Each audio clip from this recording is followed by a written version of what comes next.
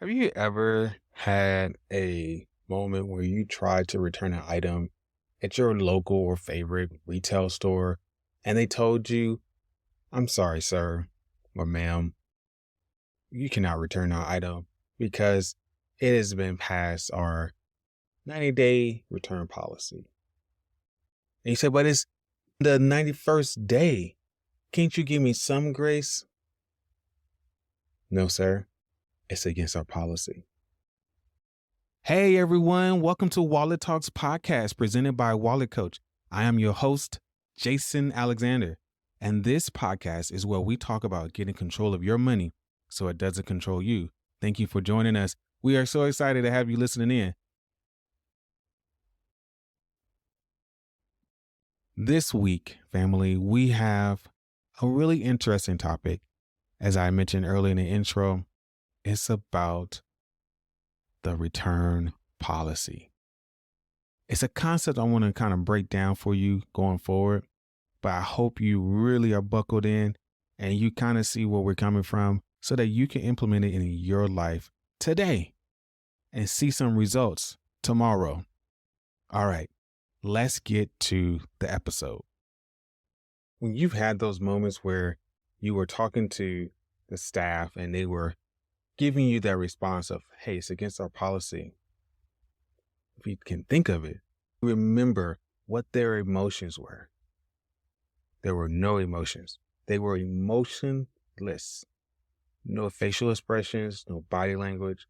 Usually some young teenager that has an attitude anyway. And they're just like, no, we can't do it. You can't take this back, sir. Because this, that, and the other. And so you try to break through that ironclad facial expression, try to soften them up by appealing to their emotion, try to get some pity from them. And that doesn't work because, again, they're a teenager, right? Then you're like, you know what? I deserve this. You guys' policy is unfair. You should I'm going to get this. Report you. Let me see your manager. And the manager comes in and says, what seems to be the problem? You explain your situation a little bit calmer, but sometimes you're angry. It's like, well, ma'am, sir, it is against our policy. What I can do for you is this, that, and the other. Well, that's not what I want. But ma'am, what you want is against our policy. So they listen to you, they empathize with you. And so you try to use reverse psychology, but nothing is changing. They're still giving you that answer. I apologize. I hear you, but it's against our policy. You know, when I hear that, I felt that it was just heartless, but I have to give them credit. They did something very well. They explain why. They try to help me in other ways within their policy. And even though I made a connection by trying to convince them and persuade them, they were still bound by the policy that restricted me from getting ultimately what I wanted. And it was amazing how that policy was their backing. It was their wall. I tried to push them against the wall so they can fight back and bend and break the rules, but they leaned and embraced the wall that allowed them to say no. And it was like, they're like, hey, sometimes if you remember when you're in those moments and you connect with that person that's on the other side of the counter, they do empathize and say, I hear you, I understand. And if it was up to me, I would do it. But it's against our policy. And they say, if it was up to me, it was against our policy. They're standing on policy. And they're shifting the blame to the policy, not themselves. Hey, man, I am cool. Bro, I feel you. If it was my job, it was my company, I will allow the return to happen. I will allow this to happen. But it's not me. It's the policy, as if the policy is his own entity. Listen to what I just said. As if the policy was his own entity, like his own person, his own force that they cannot resist or contend with.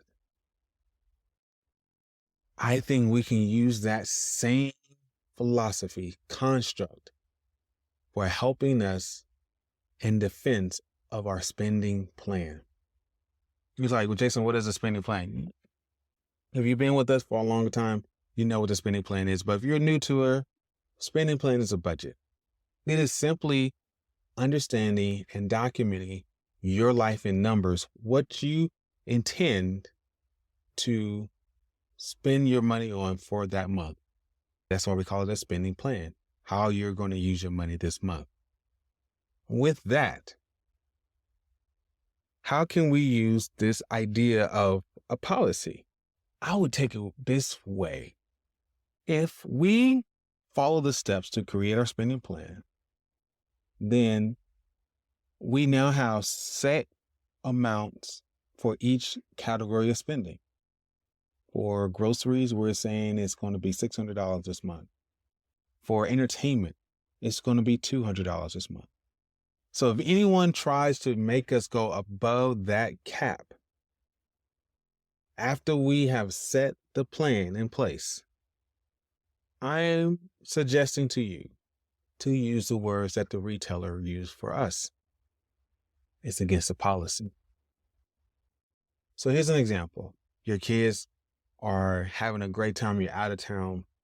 You set the spending limit to be $500 for this wonderful trip. And that included food, drinks, and this is like a one-day trip or something. You're 2/3 of the way into the project or into the trip. And your kids are like, oh man, can we go to this whatever? And you realize that you only have $100 left. And you realize, you know what? I am not going to be able to spend, this thing costs $150. And you know you have extra. You can move some money from this way or that way. But get this. You can say to the kids and not be the mean dad, no, honestly, I want to do this really bad. However, our spending plan says that we don't have enough. Oh man, we can make that. You know, the whining that goes on to try to be irritated so much. So you just bend so you can have them to stop whining. But you're going to say it's against the policy. I think if you say that, it's going to discombobulate them all over. Like, whose policy? Who is the person named policy? The person in policy is the one who's in control of our money. Policy is in control of our money. And because that person is in control of our money, we cannot ask for more than $100. And this event costs $150. I'm sorry. I hear what you want, but it's against our policy. And I know it's going to freak people out. Oh my gosh. I've used it before. I used to say it's not in my budget, but I like this new term. It's against the policy, the spending plan policy. You see how I did that? How does this work for you? Set the spending plan, name it as the spending plan policy for the month of November or December, and say no. And why? And you can say it's because of the plan, but if you are wanting to be ruthless, you can just say no.